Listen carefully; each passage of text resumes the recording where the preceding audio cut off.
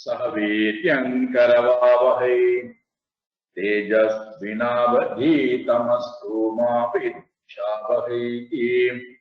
ओम शांति शांति शांति। हरि ओम श्री गुरुभ्यो नमः। हरि ओम।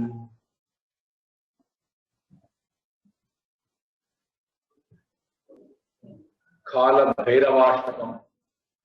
देवराज सेव्यमान पावनांघ्रिपङ्कजम् व्यालयज्ञ सूत्रमिन्दुशेखरं कृपाकरम् नारदादियोगि वृन्दवन्दितं दिगम्बरम् काशिकापुराधिनाथ कालभैरवं भजे। भानुकोटि भास्वरं भवाब्धितारकं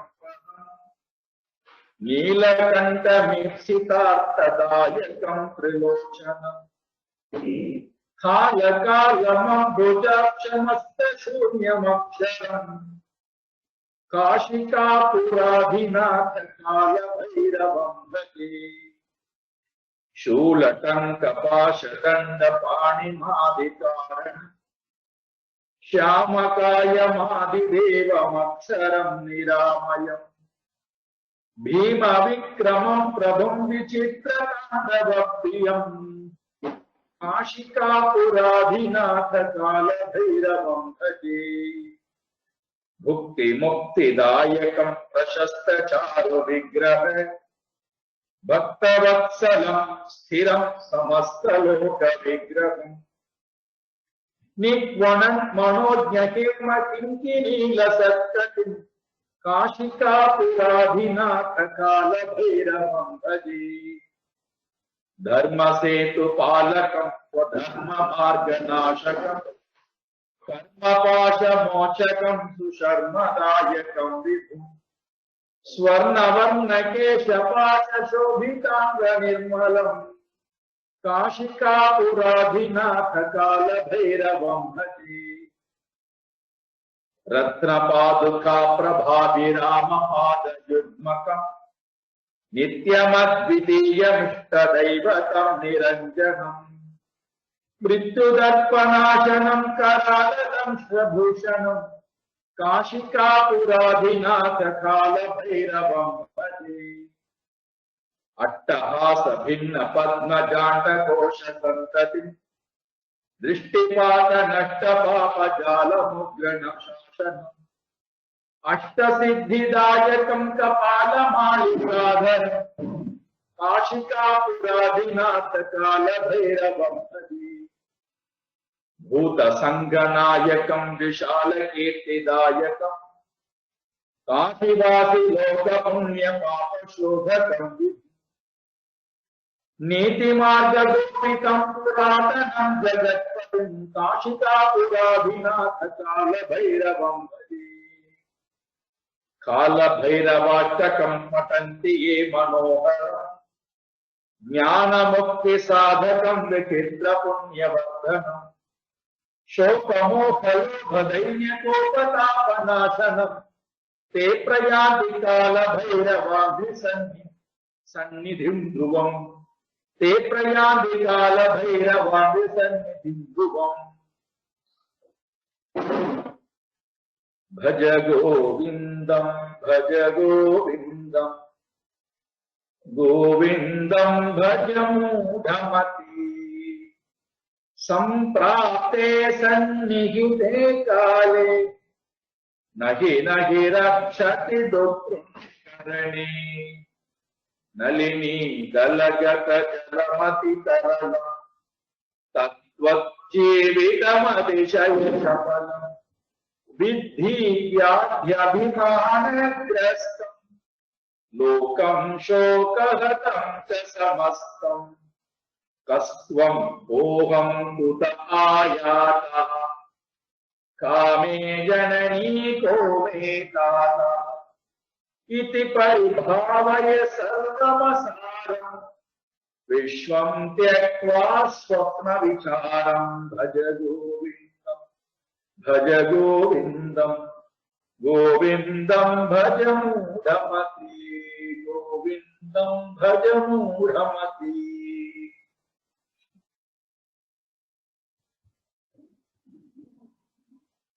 தடாகத்தில் இருக்கின்ற தாமரை இலையின் மீது இருக்கின்ற ஜலம் எவ்வாறு அதிதரளம் சஞ்சலம் உடையதாக வந்து போகின்றதாக நிரந்தரம் இல்லாமல் இருக்கின்றதோ, தத்துவ ஜீவிதம் அதே போன்றதொரு தர்மம்தான் வாழ்கின்ற வாழ்க்கைக்கும் வாழ்ந்து கொண்டிருக்கக்கூடிய ஜீவனுக்கும் அதே நிலைதான் தொடர்கிறது. அதோடு மட்டுமல்லாது வியாதி அபிமான கிரஸ்தம் லோகம் சோகஹதம்,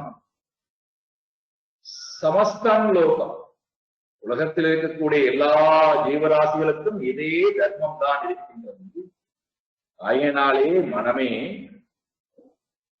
புண்ணிய பாப வசத்தினாலே ஏற்பட்டிருக்கக்கூடிய இந்த தேகத்தை உலகத்தை நித்தியம் என்று நினைத்து அதற்கு பின்னாடி சென்று உன் வாழ்க்கையை வழிகொடுத்து விடாதே. கிடைக்கப் போகின்ற காலம் வெகு குறைவு. அதிலே நமக்கு வியாதி இல்லாமல் இருக்க வேண்டும், வயோதிகம் இல்லாமல் இருக்க வேண்டும், பசி இல்லாமல் இருக்க வேண்டும், இழப்புக்கள் இல்லாமல் இருக்க வேண்டும். இவைகளெல்லாம் இருந்தால்தான் அமைதியாக இருந்து நம்மால் பிரார்த்தனை செய்ய முடியும், முயற்சி எடுக்க முடியும். அப்படிப்பட்ட ஒரு காலம் உன்னிடம் கொடுக்கப்பட்டுள்ளது. அதை விரயம் செய்து விடாதே ஜீவனே மனமே. கோவிந்தம் பஜே, கோவிந்தம் பஜே. கொடுக்கப்பட்டிருக்கக்கூடிய காலத்தை கொண்டு என்ன செய்ய வேண்டுமா? விசாரம் செய்து பார் என்று சொல்லுகிறார். பரிபாவைய, மனதிலே இந்த உண்மையை எடுத்து ஆராய்ந்து பார். எந்த உண்மையை? முதல்ல உலகத்தினுடைய தர்மத்தை பத்தி சொல்றார். எப்பேற்பட்டது இந்த ஸ்வப்ன விசாரம். விஸ்வம், நாம் பார்த்து கொண்டிருக்கக்கூடிய இந்த உலகமானது, விஸ்வம் சர்வம் அனைத்து உலகமும் ஸ்வப்னமானது. ஸ்வப்ன விசாரம், ஸ்வப்னத்தை போன்றது. ஏன் சொப்னத்திற்கு உதாரணம் கொடுக்கிறார்? இந்த உலகத்தை ஏன் சொப்னத்துக்கு உதாரணம் கொடுக்க வேண்டும் என்றால், எப்படி ஜலமானது இலையிலே வந்து போகின்றதோ அதே போல சொப்னமும் வந்து போகின்றது.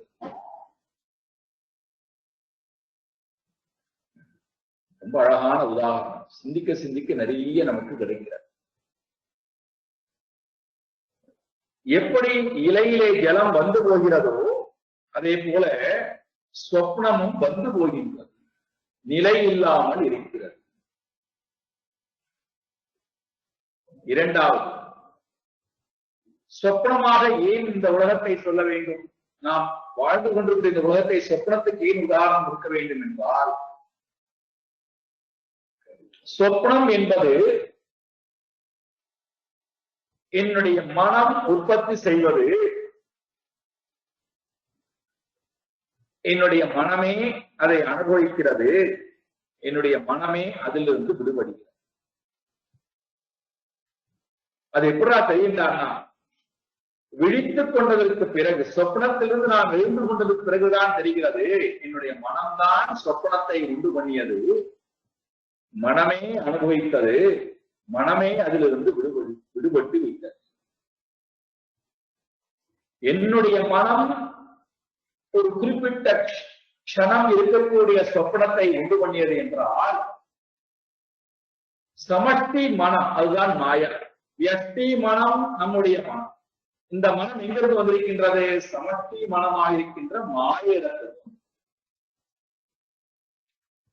என்னுடைய மனம் ஒரு க்ஷணப்பொழுது கற்பனையை தோற்றுவித்து அதை அனுபவித்து அதிலிருந்து விடுபடுகின்றது என்றால், அதை நான் பார்ப்பவனாக இருக்கிறேன் என்று சொன்னால், அதிலிருந்து எழுந்து கொண்டு விட்டால் எப்படி அந்த கற்பனை என்னை பாதிப்பது இல்லையோ அதே போல இந்த உலகம் நம்மால் படைக்கப்படாத இந்த பிரபஞ்சமானது மாயையால் படைக்கப்பட்டிருக்கின்றது என்றால், எப்படி என்னுடைய மனம் உற்பத்தி செய்த உலகம் கற்பனையோ அதே போல இந்த உலகம் மாயையால் கற்பனை செய்யப்பட்டிருக்கிறது.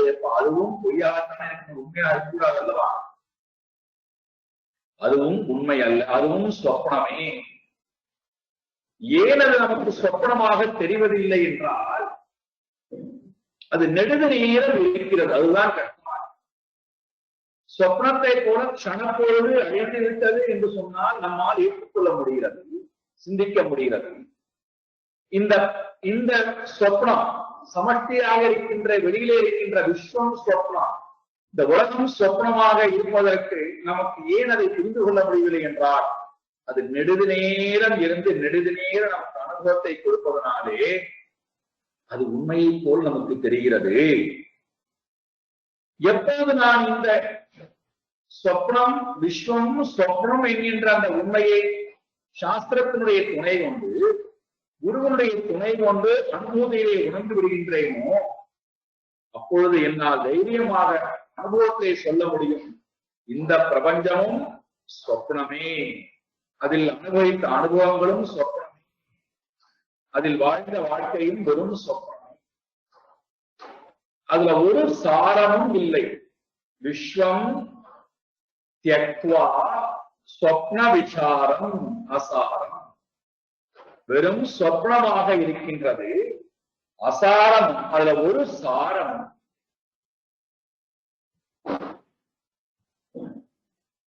இந்த சாரம் என்பதே ரசம், சாரம் என்பதே தக்காளி சாரம் சொல், தக்காளியினுடைய சாரம் சாரமானது. ஒரு சாரம் இருக்குன்னு சொல்லணும்னாலே அந்த சாரத்தை இது சாரமாக இருக்கிறது என்று சொல்லுவதற்கு சேத்தன பொருள் வேண்டும். ஒரு ஜட வஸ்துவிடத்திலே சேத்தனம் ஒண்ணு இருந்தால்தான். நாக்கு என்பது ரசத்தை கொண்டு வந்து இதுல இந்த சாறு இருக்கிறது, இந்த சாரம் இருக்கிறது அப்படின்னு சொல்லணும்னா, இந்த ரசம் இருக்கிறது அப்படின்னு சொல்லணும்னா, அது வெளியிலிருந்து வரக்கூடிய பொருளே சொல்வது இல்லை, நாக்கே சொல்வது இல்லை. அப்ப நாக்குல அந்த ரசத்தை உணர்கின்ற அந்த சேத்தன பொருள் இருப்பதனால்தான் சாரம் இல்லாத நாக்கும் அதில் வருகின்ற அந்த ரசத்தன்மையும் இவ்வாறு இருக்கின்றது என்று சொல்வதற்கு உண்டான அறிவை குறிக்கிறது. அப்போ அதுல அச்சேத்தன வஸ்துவிடத்திலே சேத்தன வஸ்து சாரமாக இருக்கிறது. நாம் அந்த சாரத்தை பார்க்காமல், அந்த சேத்தன வஸ்துவை பார்க்க முடியாமல் அச்சேதனத்தை சேத்தனம் என்று பார்ப்பதனால் நமக்கு உண்மையானது புரியாமல் உலகம் உண்மை என்கின்ற எண்ணத்துடன் அதற்கு பின்னாடி போகின்றோம். அதனால இங்கே சொல்லுகிறார், ஸ்வப்ன விசாரம் அசாரம் சர்வம் விஸ்வம் சர்வம் த்யக்த்வா. விசாரம் செய்து பார்த்து ஸ்வப்னம் போன்றதாக இருக்கின்ற, சாரமற்றதாக இருக்கின்ற இந்த அனைத்து பிரபஞ்சத்தையும் விசாரத்தின் மூலமாக த்யக்த்வா திறந்துவிட்டு,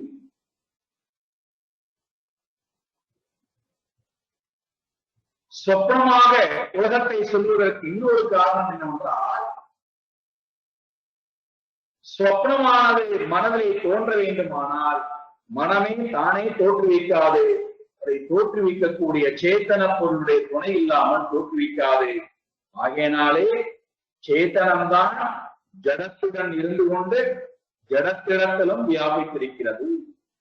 அதே போல இந்த உலகமும் காணாத தோன்ற முடியாது. இந்த உலகம் முழுக்க சேத்தன பொருளானது மறைந்து வியாபித்திருக்கிறது. நம்மால் இந்த மறைந்து வியாபித்திருக்கக்கூடிய பொருளை பார்க்க முடியவில்லை, காரியத்தை பார்க்கிறோம்.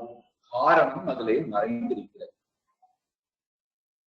எப்பொழுது காரணத்துக்கு நாம் போய்விட்டோமோ காரியங்கள் நம்மை பாதிப்பது. அதான் என்ன பண்றார், காரியத்தில் இருந்து உலகம் என்கின்ற தோன்றிக் கொண்டிருக்கக்கூடிய உலகம் என்கின்ற காரியத்திலிருந்து காரணமாக இருக்கக்கூடிய இறைவனிடத்திலே உன்னுடைய கவனத்தை செலுத்துவார். எப்பொழுது காரணத்திற்கு என்னுடைய கவனம் போய்விட்டதோ காரியங்கள் என்னை எவ்வகையிலும் பாதிப்பது.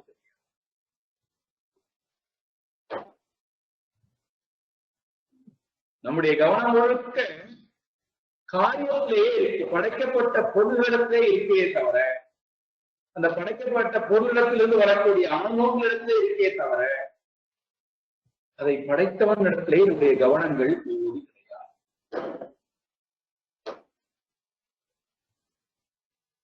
எப்போது நம்முடைய கவனம் படைத்தவன் இடத்திலே போகிறதோ அங்கே படைப்பே இல்லாத அமைதியான ஆனந்தமான தன்மையை நம்மால் அனுபவிக்கும். இங்கே ஒன்றுமே இல்லை, அவன் மட்டும்தான் இருக்கிறான் என்பதை என்னால் உணரும். அதற்கு என்ன சொல்றார்? மனதிலிருந்து இந்த காரியங்களை எல்லாம் நீக்கிவிட்டு விஸ்வம் தியக்வா ஸ்வப்ன விசாரம். என்ன பண்ணுமா? கஹாத்வம் கஹா அகம் குத ஆயாதஹ காமே ஜனனி ஓமே தாதஹ. நீ யார், நான் யார், இங்கிருந்து வந்திருக்கின்றோம், யார் என்னுடைய தகப்பன், யார் என்னுடைய தாய், இந்த இந்த விசாரத்தை மனதிலே செய்வாயாக. தாய் என்கின்ற உறவு, தந்தை என்கின்ற உறவு இரண்டுமே உடலை அடிப்படையாக கொண்டுதான் வருகின்றன. உடலே இல்லாது போனால் உறவுகள் என்பது இல்லை.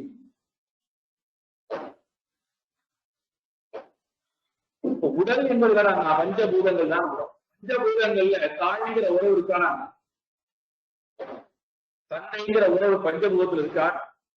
பையன் என்கின்ற உறவு, மனைவி என்கின்ற உறவு, பேரன் என்கின்ற உறவு, பேத்தி என்கின்ற உறவு, எதுவுமே பஞ்சபூதங்களிடத்துல எந்த உறவு முறைகளும் இல்லை. பஞ்சபூதங்களால் ஆன இந்த தெய்வத்திலிருந்து வரக்கூடிய உறவுக்கு என்ன உறவு?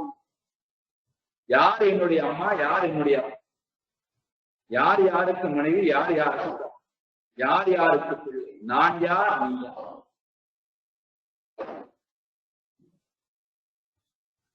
இப்ப நான் யார், நீ யார் என்று விசாரம் செய்ய சொல்வதனுடைய நோக்கம் என்னவென்றால், நாம் எது எல்லாம் நம்முடைய விவகாரத்திலே இருக்கின்றதோ அதையெல்லாம் நான் சொல்றேன்.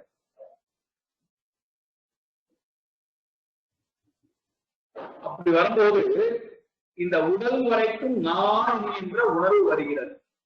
அதுல இருந்து ஆரம்பிக்கும் விசாரத்தை, இந்த உடல் உண்மையிலேயே நானா,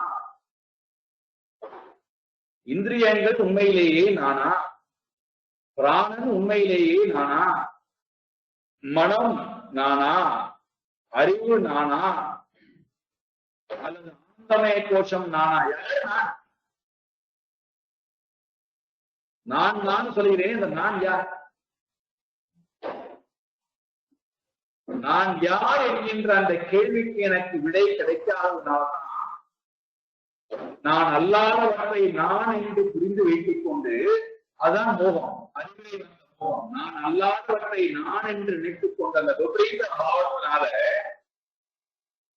நான் அல்லாதவற்றை நான் என்று நினைத்த காரணத்தினாலே அதிலிருந்து வரக்கூடிய எல்லா தோஷங்களையும் குறைபாடுகளையும் என்னிடத்தை ஏற்றி வைத்துக் கொண்டு, நான் இந்த தோஷம் உடையவன், இந்த குற்றங்கள் உடையவன், இந்த கஷ்டங்கள் உடையவன், இப்பேற்பட்ட தர்மம் படைத்தவன், நான் நல்லவன், நான் கெட்டவன், நான் யோகி, இதெல்லாம் இந்த சிந்தனைக்கெல்லாம் காரணம் என்ன? நான் அல்லாதவற்றிலே நான் என்ற எண்ணம் ஏற்பட்டு அதிலிருந்து எனக்கு வரக்கூடிய தோஷங்கள், என்னுடைய சிந்தனையிலே வரக்கூடிய தோஷங்கள், அதனால ஒரு பெரிய பிரபஞ்சம், இல்லாத ஒரு பிரபஞ்சத்தை நான் மனதால் கொடுத்து வைத்திருக்கிறேன். கற்பனையான ஒரு தோற்றம் எப்படி கனவை தோற்றுவிக்கப்படுகிறதோ அதே போல இல்லாத உறவுகள், இல்லாத தர்மங்கள், இல்லாத நியதிகள், பந்தங்கள், மோட்சங்கள், இதெல்லாம் ஒரு பெரிய கற்பனையாக தோற்றுவித்து என்னால் பார்க்கப்படுகிறது. அதுதான் எனக்கு பெரிய மயக்கத்தை கொடுத்து திரும்ப திரும்ப அந்த விஷயங்களை நோக்கியே என்னுடைய செயல்பாடுகளை செய்ய சொல்லி தூண்டி அதிலிருந்து வரக்கூடிய பலன்களை அனுபவித்து அதன் மூலமாக நான் ஒரு பெரிய பிறப்பு இறப்பு என்கின்ற போராட்டத்தை நான் என்னுடைய வாழ்க்கையை குறைத்துக் கொண்டே இருக்கிறேன். இது வேண்டாம் என்றால் கஸ்வம் கோஹம் குத ஆயா காமே ஜனனி கோமே தாதா இதி பரிபாவய சர்வமசாரம் விஸ்வம் த்யக்வா ஸ்வப்ன விசாரம். ஒருவேளை இதை நாம் செய்யாது போனால் என்ன ஆகும்? அனாத்மாவை ஆத்மா என்று சிந்தித்து காரியத்தையே உண்மை என்று பார்க்கின்ற தன்மை நமக்கு வந்துவிடும். அவ்வாறு வந்துவிட்டால் நம்முடைய மனதுல தவிர்க்க முடியாத பல உணர்வுகள் இருக்கும். அதுல ஒரு உணர்வு தான் வேத பாவம். நான் வேறு, இந்த உலகம் வேறு, நான் வேறு, இறைவன் வேறு, நான் வேறு, ஜட வஸ்துக்கள் வேறு, நான் வேறு, ஜீவராசிகள் வேறு. இப்படி விதவிதமான வேதங்கள், வேற்றுமையாக தெரிகின்ற வேதங்கள் அனைத்து நம்மால் பார்க்கப்படுவதற்கு காரணம் என்ன?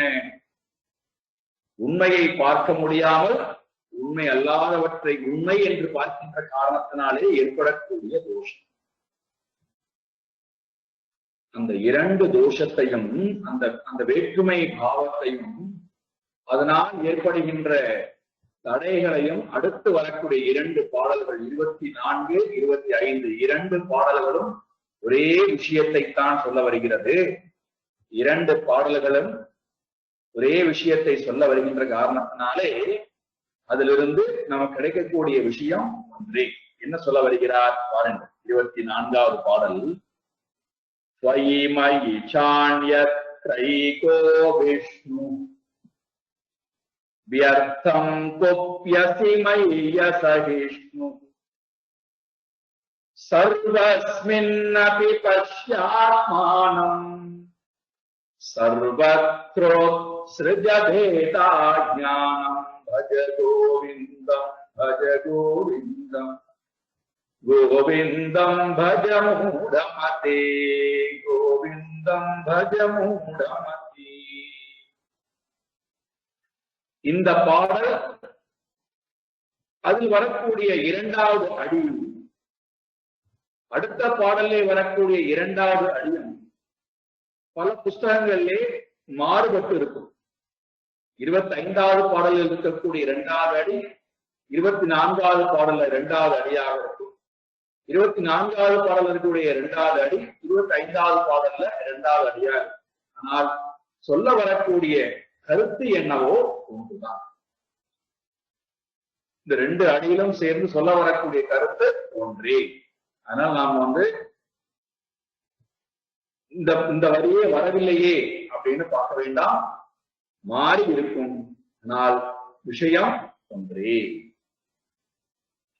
என்ன இந்த பாடலுடைய சாரம் என்ன என்றால், மயி என்னிடத்தில் வியர்த்தம் குப்யசி, மயி என்னிடத்தில் நீ வியர்த்தம் வீணாக குப்யசி கோபப்படுகின்றாய். என்னிடத்தை நீ கோபப்படுகிறாய், வீணாக கோபப்படுகிறாய். இப்ப இந்த இடத்துல கோபப்படுதல் என்பது ஒன்று, விரும்புதல் என்பது ஒன்று. ரெண்டையும் நாம் புரிஞ்சுக்கணும். எங்கே விருப்பம் இருக்கோ அங்கேதான் கோபமும் வருகிறது, எங்கே கோபம் இருக்கோ அங்கேதான் விருப்பம் இருக்கிறது, எங்கே ராகம் இருக்கோ அங்கேதான் துவேஷம் இருக்கும், எங்கே துவேஷம் இருக்கிறதோ அங்கேதான் ராகம். எப்பொழுது நாம் காரியத்தை பார்க்கிறோமோ, காரிய சுரங்கத்தை பார்க்கிறோமோ, விளைவுகளை பார்க்கிறோமோ, காரணத்தை பார்க்கலாம், அப்போது நமக்கு வரக்கூடிய உணர்வு, தவிர்க்க முடியாத உணர்வு விருப்பு வெறுப்பு. காரணத்திற்கு நாம் போக போக விருப்பு வெறுப்பு இல்லாமல் போகிறது. இந்த விருப்பு வெறுப்பு எங்கிருந்து வருகிறது என்றால், நான் வேறு மற்றவர்கள் வேறு என்கின்ற அந்த பாவம். ஒருவரை விரும்புவதும் சரி, ஒருவரை வெறுப்பதும் சரி, இரண்டுமே நான் வேறு மற்றவர் வேறு என்கின்ற அந்த எண்ணம் வருவதனால் நமக்கு இந்த பேத பாவம் வருகிறது. காரணம் என்ன? காரியத்தை பார்ப்பதனால.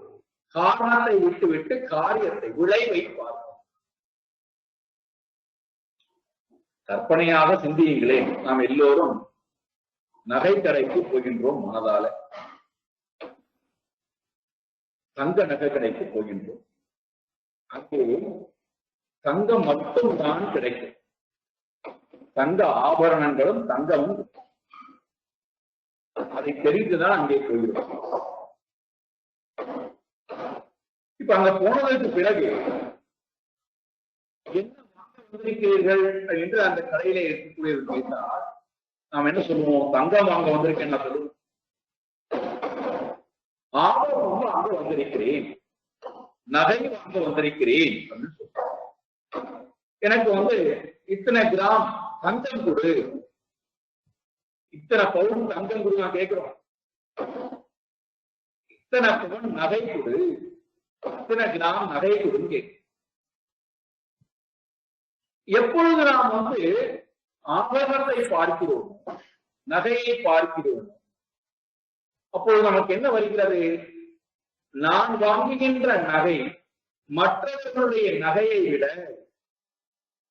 மேலானதாக இருக்கிறது அல்லது ரொம்ப தாழ்ந்து இருக்கிறது. மற்றவர்கள் என்னை விட அதிகமான அழகுடன் கூடியதாக ரொம்ப ரொம்ப நிறைய பணத்தை கொடுத்து வாங்கக்கூடிய காட்சியை பார்த்தால் இந்த மனதிலே ஒரு பாவம் வருகிறது, ஒரு நிறைவற்ற தன்மை வருகிறது. இருவருமே ஒரே ஒரு பொருளைத்தான் பார்க்கிறோம், ஒரே ஒரு பொருள் தான் அங்கே இருக்கிறது, ஒரே ஒரு பொருளைத்தான் வாங்கி கொண்டு போக போகிறோம். ஆனால் அடிப்படையிலே நமக்கு அந்த அறிவு இல்லாததால் என்ன பண்ணுவோம்?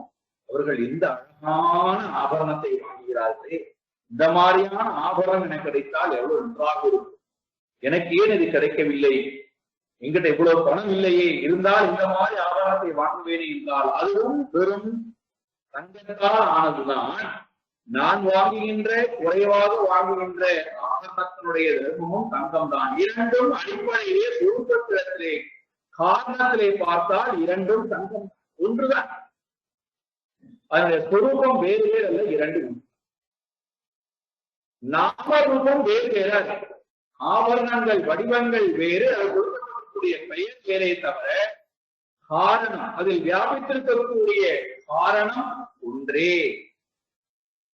என்னால் காரணத்திடத்திலே கவனத்தை செலுத்த முடிந்தது என்றால் என்னுடைய மனதிலே காரியத்தை பற்றின எந்த ஒரு அதிர்வும் வராது, வெறுப்பும் வராது, விருப்பமும் வராது. என்னையும் நான் விரும்பிக் கொள்ள மாட்டேன், வெறுக்க மாட்டேன். மற்றவர்களும் என்னால் விரும்பவும் முடியாது, வெறுக்கவும் முடியாது. ஆனால் இந்த ஞானம் நம்மிடம் இல்லாததுனால என்ன சொல்றாங்க? நீ என்னிடத்திலே வியர்த்தம் குப்பியசி. எதனால இந்த கோபம் வந்ததா? அசகிஷ்ணுஹு, உன்னால் பொறுத்துக் கொள்ள முடியாததனாலே. சகிஷ்ணுஹு என்றால் பொறுத்துக் கொள்ளும், அசகிஷ்ணுஹு என்றால் உன்னால் என்னை ஏற்றுக்கொள்ள முடியவில்லை, பொறுத்துக் கொள்ள முடியவில்லை, ஆயினாலே நீ என்னிடத்திலே கோபம். பாருங்க, இப்ப நமக்கு ஒருவரை விரும்புகின்றோம் அல்லது ஒருவரை வெறுக்கிறோம் என்றால் இந்த ஐந்தும் இருந்தால்தான் விரும்ப முடியும், வெறுக்க முடியும். இந்த அஞ்சில் ஏதாவது ஒன்று இருந்தால் விரும்பலாம் அல்லது வெறுக்கலாம். இந்த ஐந்தும் இல்லாத ஒரே ஒரு பொருள் மட்டும்தான் இருக்கும். எதை நான் விரும்புவது, எதை நான்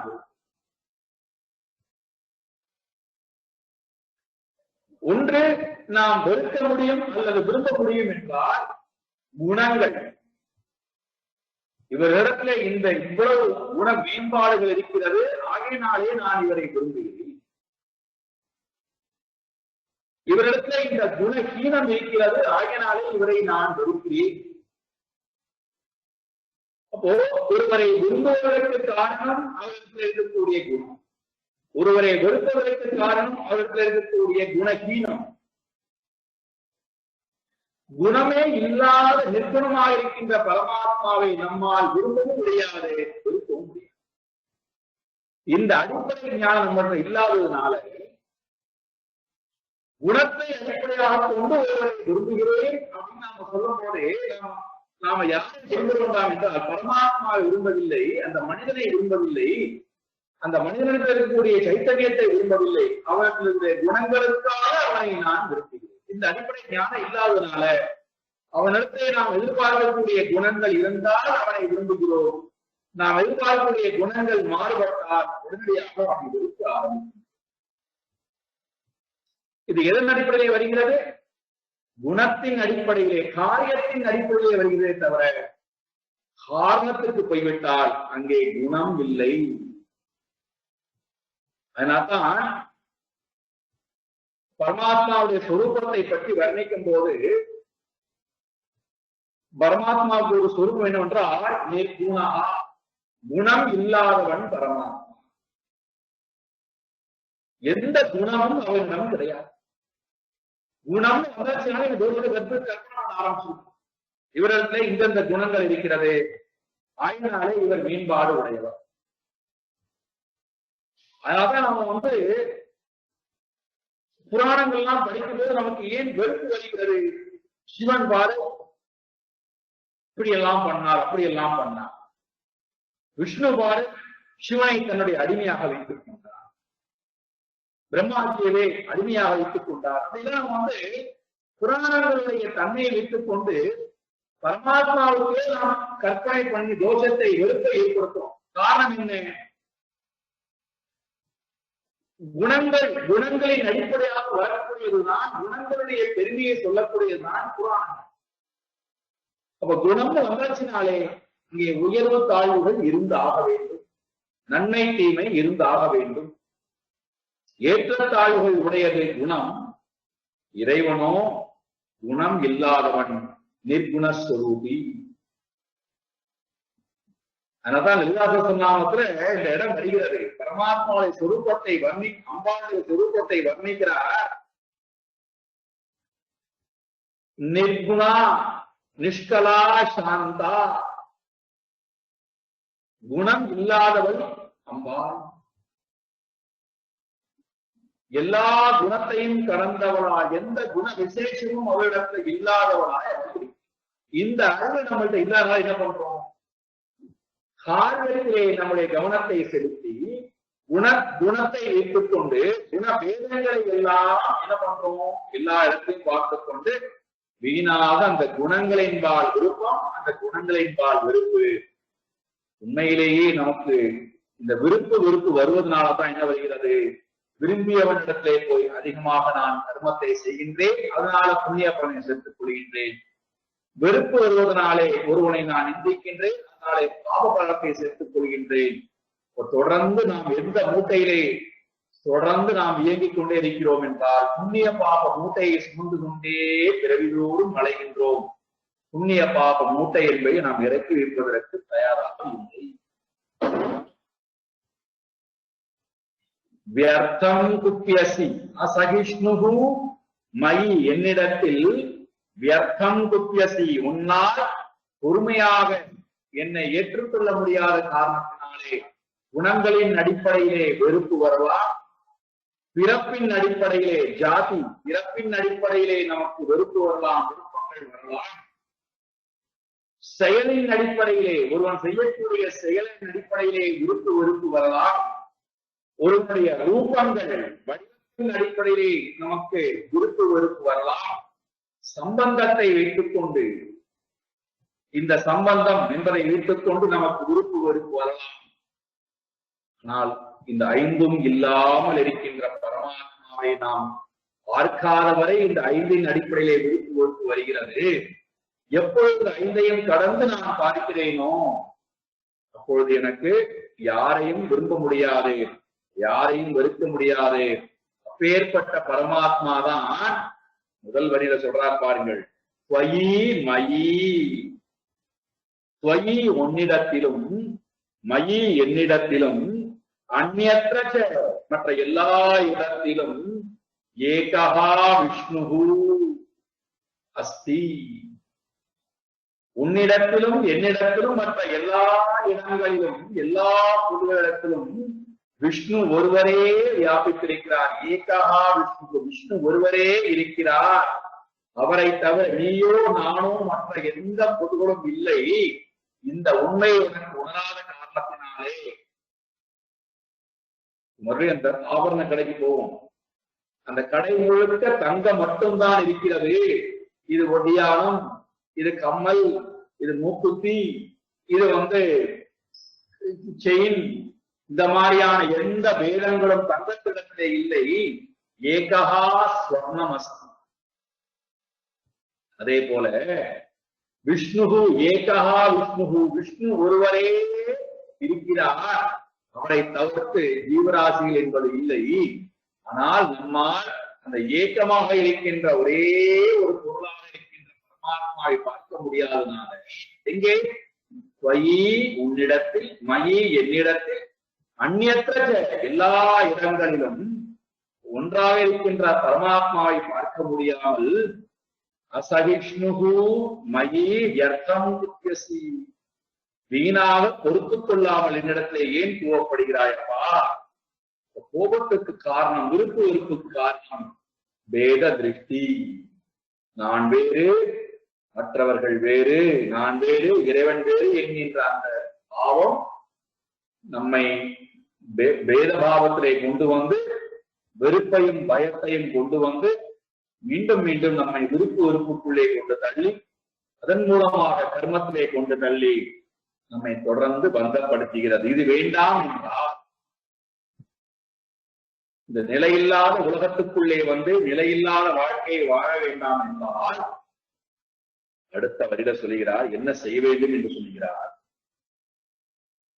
சர்வஸ்மின் அபி ஆத்மானம் பஷ்ய. என்ன செய்ய வேண்டும், என்ன செய்யக்கூடாது என்று சொல்லிட்டார். அதை செய்து கொண்டிருக்கிறோம் சொல்லிட்டார். அதை செய்தால் நமக்கு மீண்டும் மீண்டும் விருப்பு வெறுப்பு ஏற்பட்டு மீண்டும் மீண்டும் ஜனன மரணம் வருகிறது. அப்ப அதிலிருந்து விடுபட வேண்டுமானால் என்ன செய்ய வேண்டும்? சர்வஸ்மின் அபி, எல்லா இடங்களிலும், எல்லோரிடத்திலும், அனைத்து ஜீவராசிகளிடத்திலும் என்ன செய்யணுமா? ஆத்மானம் பஷ்ய, தன்னையே பார், தன் சொரூபத்தையே எங்கும் பார். ஆத்மானம் பஷ்ய, சர்வஸ்மின் அபி ஆத்மானம் பஷ்ய, தன்னையே எல்லா ஜீவராசிகளிடத்திலும் இருப்பதாக அறிவு கண்டு பார்ப்பாயாக. அப்படி அறிவு கண்டு பார்த்தால் என்ன நடக்கும்? சர்வத்ர பேத ஞானம் உத்ஸ்ருஜ.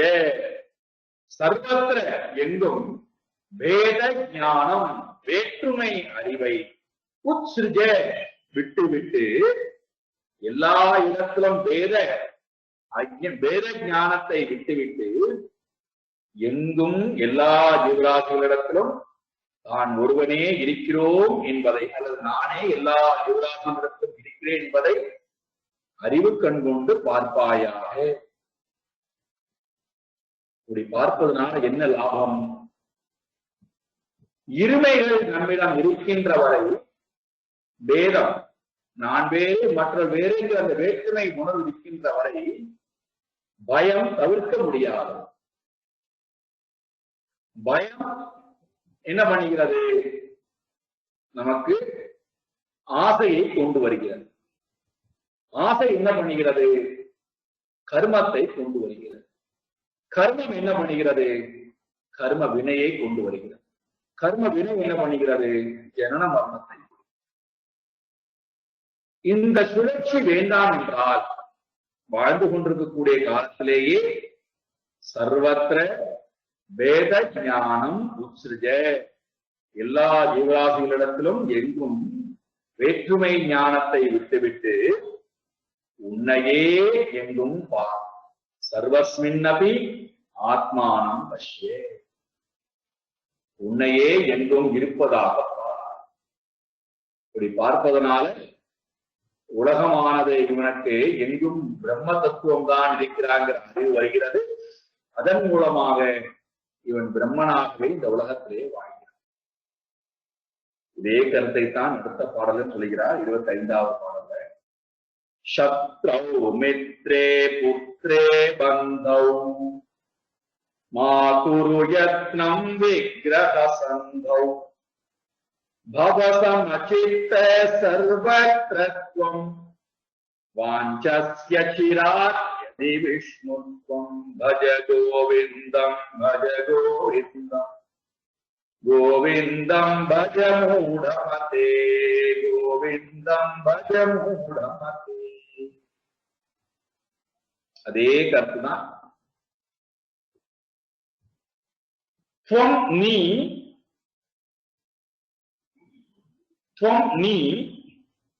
யதி வாஞ்சசி அடைய விரும்புவாயே, ஆனால் நீ